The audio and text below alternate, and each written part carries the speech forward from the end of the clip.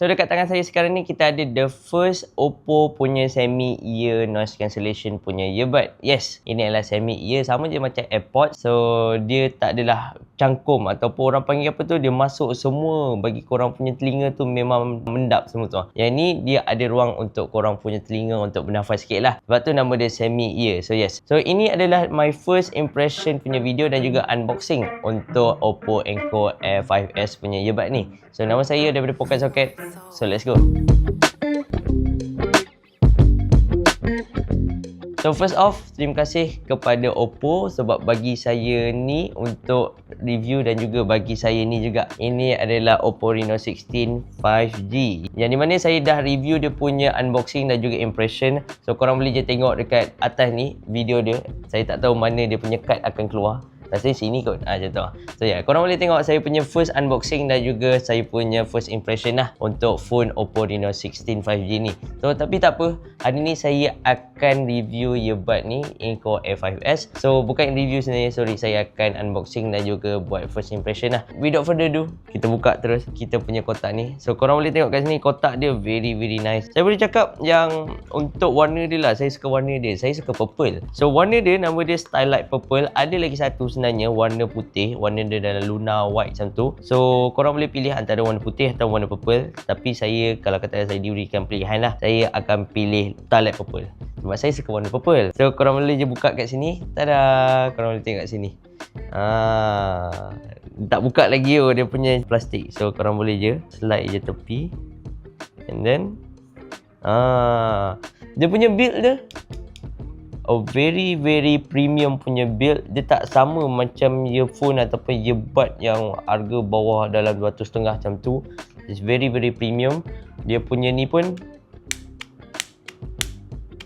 very sturdy, saya boleh cakap. Very sturdy. Dia tak ada like macam terlampau lembik. Kalau katakan kita buat macam ni, dia tak naik. Sebab selalunya kalau katakan macam saya sendiri dengan saya punya earbud, saya akan buat macam ni untuk tutup. Ni tak boleh, saya kena tolak guna jari je. Untuk buka, dia actually very durable macam tu. Untuk masuk dalam poket, saya boleh cakap agak okey. Bentuk dia macam Digimon punya ni lah, Digimon device. So agak kecil jugalah saya boleh cakap. Dia punya ringan dia pun tak adalah seringan mana dia punya casing ni. Tapi apa yang ringan dia adalah dia punya earbud ni. Earbud dia ni actually agak ringan. Dia tulis kat sini 3.9 gram saja. So kalau kata korang pakai, korang tak ada masalah pun. Sebab dia very ringan. So korang tak akan rasa macam dia akan terjatuh. And bila korang pakai, dia punya noise cancellation tu memang dah turn on terus. Korang tak payah nak fikir nak kena turn on noise cancellation ke apa. Tak ada. Dia memang dah turn on sendiri kalau katakan korang pakai. Kalau katakan korang buka, dia akan off kan dia punya noise cancellation tu. Apa yang saya suka pasal semi ear earbud ni adalah nombor satu, dia punya ni dia taklah mendapkan kita punya telinga. So kalau katakan kebanyakan earbud yang pakai full ear punya build ni, saya boleh cakap saya tak recommend sebenarnya. Saya tak suka sebenarnya dia punya build tu. Tapi untuk yang ni semi ear, I am very recommend for you to buy it actually. Saya tunjuk sikit, belanja sikit. Cantik kan. Lepas tu kalau kata korang nak buka, buka macam ni. Tada. Dia punya bateri boleh tahan sampai 48 jam. So untuk 2 hari korang tak payah nak charge kalau kata korang pakai dia punya casing ni. So yes, casing dia pakai USB-C. Kalau kata korang nak charge, USB-C dia bagi. Dia tak bagi. Alah, Oppo, kenapa awak tak bagi wayar?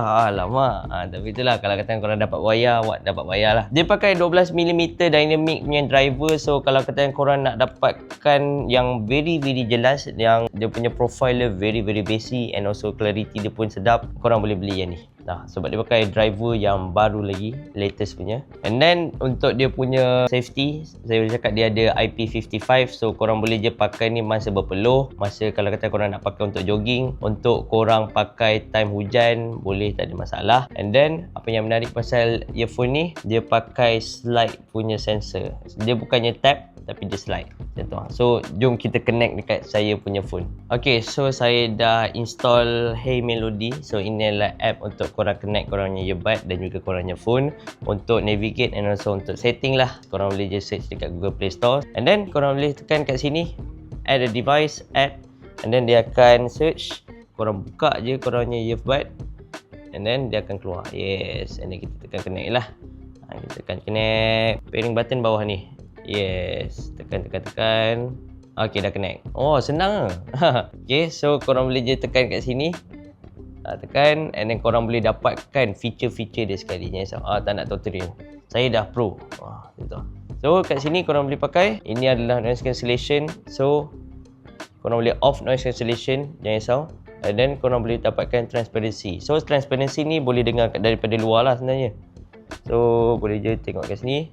Noise cancellation dia letak high terus. So korang boleh tukar low and then auto lah. Ikut keadaan kalau auto. Kalau katakan tempat tu bunyi aircon je semua, dia pakai low saja. Kalau katakan kat LRT, especially Kelana Jaya, dia akan pakai high. You know what you know pasal Kelana Jaya line. Okay, so korang boleh lah tukar. Kalau katakan korang tak nak pakai noise cancellation, korang boleh off je terus. Untuk transparency, dia akan guna mic daripada luar ni. Dia akan bagi korang apa yang boleh korang dengar macam tu.